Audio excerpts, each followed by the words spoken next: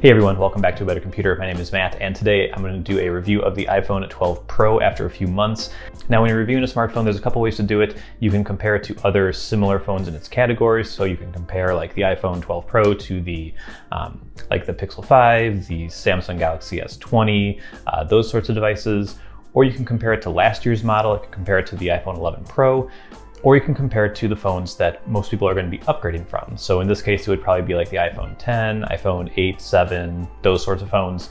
And the review kind of context that you put it in is going to change things. And so I think the context that I'm looking at for this one is not so much a buying advice one.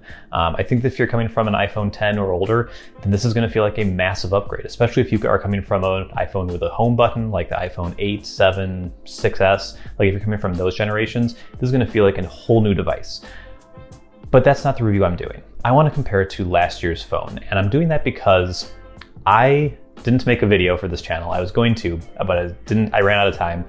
I wanted to make a review of the iPhone 11 Pro a year later, and the kind of thesis statement of that was that the iPhone 11 Pro is one of those iPhones that comes out every few years that's just nearly perfect. Like it checks every box, doesn't really have any detractors, like it's just good in every way, and it's one that you can buy and be happy with for a long time.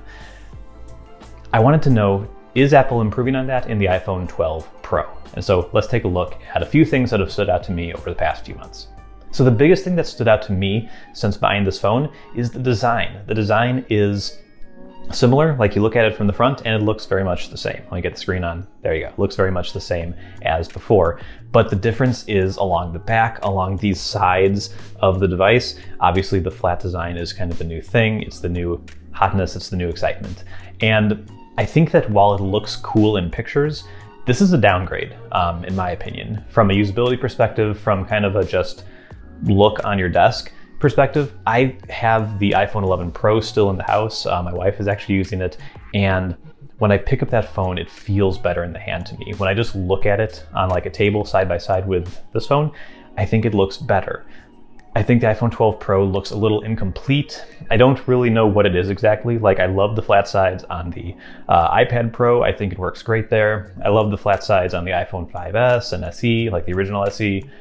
It doesn't work quite as well here. And I think the thing that gets me is that it doesn't quite have a little softness to it on the sides. So with the iPhone 5 and 5S, they had these chamfered edges, right? Where they kind of cut off the corners of the edges and made it a little softer in the hand and a little more comfortable. It worked great. With this, it feels a little harsher in the hand. It doesn't feel quite as comfortable, to me, at least.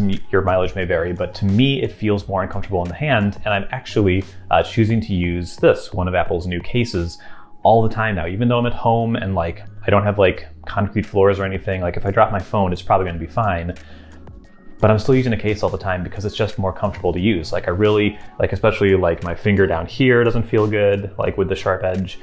Just like holding the sides of the phone just doesn't feel as good to me. So I think it's a regression in terms of usability, in terms of comfort. It's cool that you can kind of stand it on its side, but you can't even stand it on this side or this side because the buttons protrude and it doesn't, balance that way. So you can really just hold it like this on a table. Great for product shots, but that's really it. So I think that it's cool and that it's different, but I don't think it's an upgrade necessarily.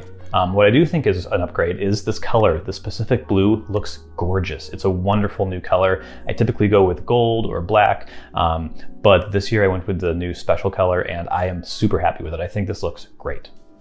Now, if there was one thing Apple wanted you to know about this phone, it's that it has 5G.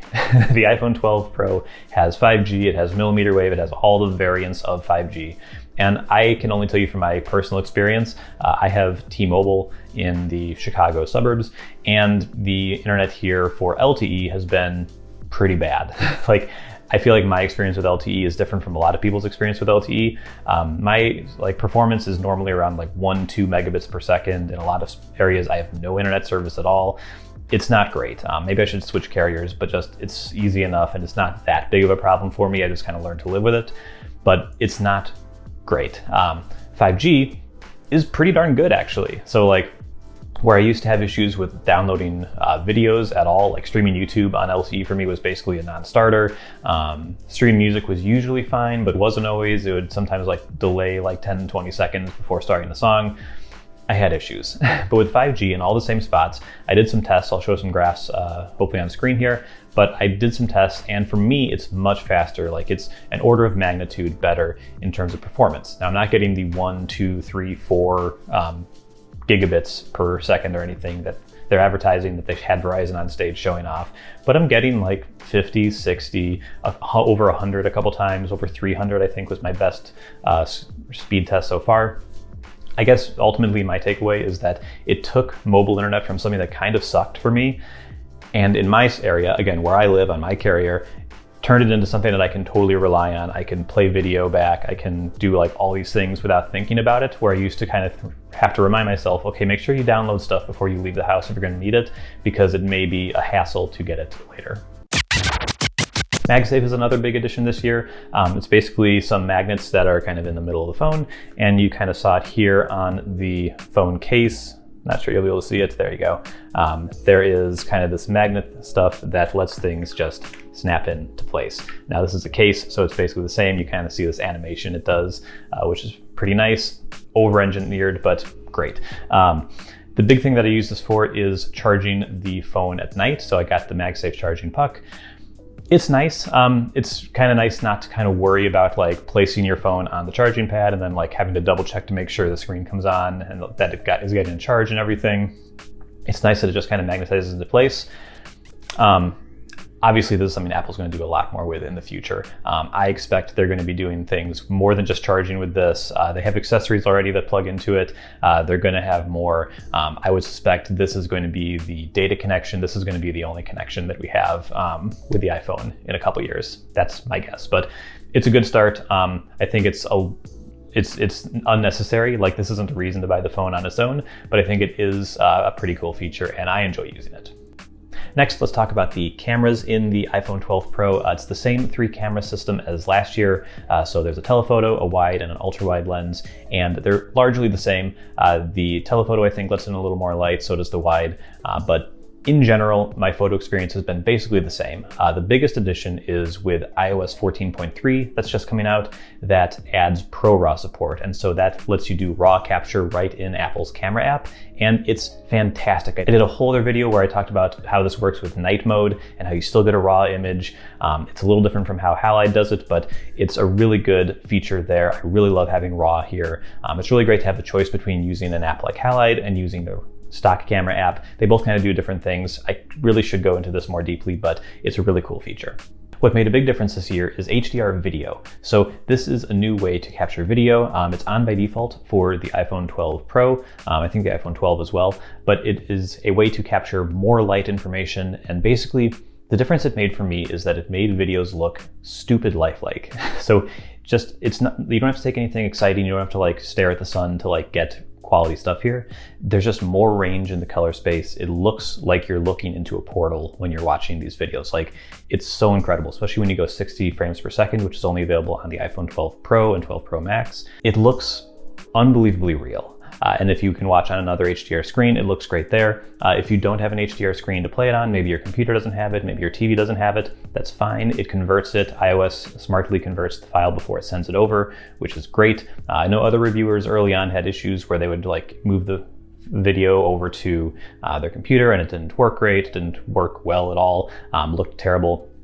Most apps have been updated, Final Cut's been updated, I think Premiere has been updated as well, but even not, like if I airdrop it, if I download it from like iCloud, it's converted for me if my device doesn't support HDR, so it's been great for me. This is a huge upgrade, I really, really love it. And then there's some little things. LiDAR was added this year. I haven't really noticed any advantages there. There's some apps that let you like scan objects in 3D, which is kind of a nice novelty. It enables portrait mode in dark mode, so that's really cool. So you can get more portrait shots. They don't look great, but they are at least available to you, and in some cases will get you some really cool shots. The battery is technically smaller than last year, and so your battery life is most likely going to be a little less than before. The new chip is more efficient, but it's hard to tell. I mean, this is 2020, so I'm not leaving the house as much. I'm not doing all the same things I used to last year, so it's hard to really test battery right now. It's been completely fine for me, but I don't think that's a fair test because I'm not using my phone for nearly as much as I used to. And then there's 2 GB more RAM this year in the 12 Pro. There's 6 GB instead of 4 from last year. This mostly people seem to think is for the camera, enabling the Pro RAW, enabling HDR video at 60 FPS, like all this stuff is enabled by the more RAM. I don't really notice more apps staying open longer or anything. It's been fine, certainly not a regression, but not a game changer in terms of, wow, apps from days ago are still open or anything. I think it's really to enable the new features with the camera. And that's really it. It's not the biggest upgrade in the world. I think the big changes this year are to the design and to 5G. I think those are the big things. Again, for me, I think the design is a bit of a regression. I don't like it quite as much as the iPhone 11 Pro. I thought that was a better look, kind of more refined, more comfortable in the hand than this year. I think that there's definitely people who like this design, and that's great, but for me, it's not quite as good as last year. And then the other thing is 5G. Again, this is super dependent on where you live and what your carrier is and what you have to do to, like, you have to upgrade to it to get it for free. That's super annoying, I get that. For me, it's taken my wireless internet or my mobile internet from something that I can't really rely on and is sometimes fine, but is usually not great, to something that's pretty darn reliable. And so that's been great for me. So I actually appreciate the 5G quite a bit personally. But that is it for me today. Hope you enjoyed this kind of hopefully sort of condensed review of the iPhone 12 Pro. I think it's a really good phone. Certainly if you're coming from an older device, I think you should always basically buy the best iPhone you can buy, because it's going to last a long time. They're going to get years of software updates, and you just want to have the best cameras. You want to have the most performance, so that if you are keeping your phone for more than a few years, that the performance stays great down the line, that you're always getting software updates, all that good stuff. And again, the cameras, you got to have the best cameras. In my opinion, if you care about photos, you really want to have those great cameras, so that the photos that you take, those don't really care about software updates or anything. They're going to be as good as they can get. And so for me, the photos you take are super important. And so I always like to have the best cameras possible. But that's it for me. Thank you so much for watching. I'll see you here next time. Bye-bye.